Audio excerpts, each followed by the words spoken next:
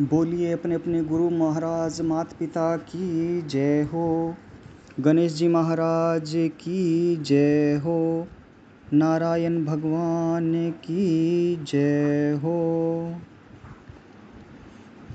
आइए आज हम निर्जला एकादशी व्रत की कथा का श्रवण करने जा रहे हैं।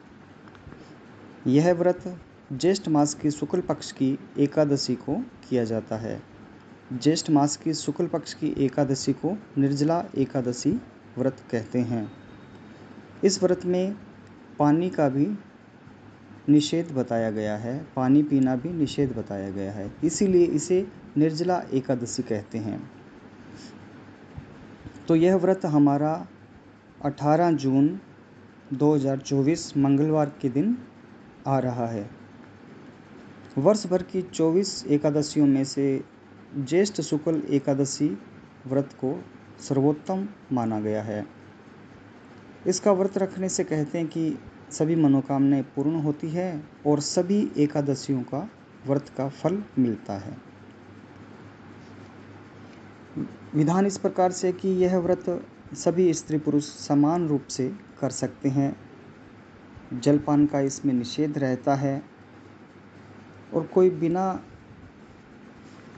जलपान किए ना रह सके तो वह फलाहार करके इस व्रत को कर सकता है।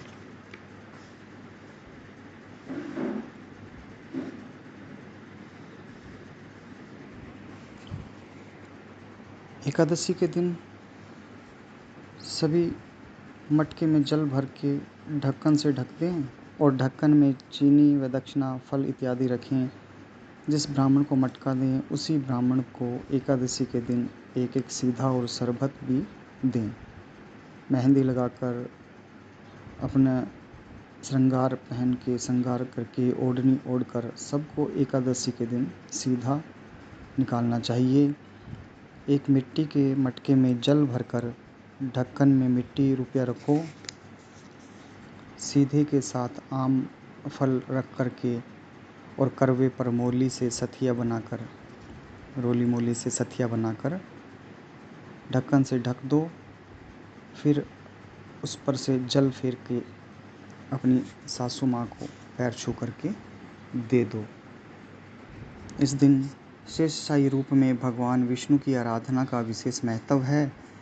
इस दिन ओम नमो भगवते वासुदेवाय का जप करते हुए गोदान, वस्त्रदान, छत्रदान, फलदान इत्यादि दान का बड़ा ही महत्व रहता है, दान करने चाहिए।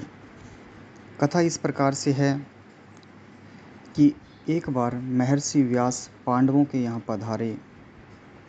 तब भीमसेन ने महर्षि व्यास से कहा, भगवान युधिष्ठिर, अर्जुन, नकुल, सहदेव, माता कुंती और द्रौपदी सभी एकादशी का व्रत करते हैं और मुझसे भी व्रत रखने को कहते हैं, परंतु मैं बिना खाए रह ही नहीं सकता।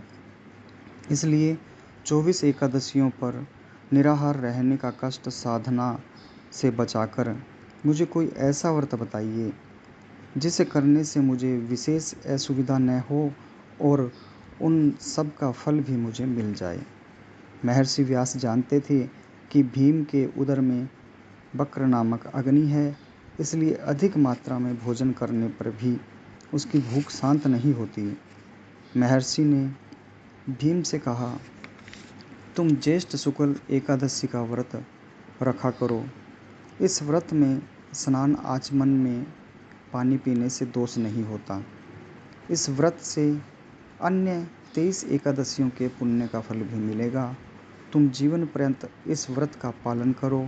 भीम ने बड़े साहस के साथ निर्जला एकादशी का व्रत किया, जिसके परिणाम स्वरूप प्रातः होते होते वह संज्ञाहीन हो गया,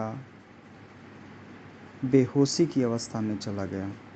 तब पांडवों ने गंगा जल, तुलसी, चरणामृत प्रसाद देकर उसकी मूर्छा दूर की।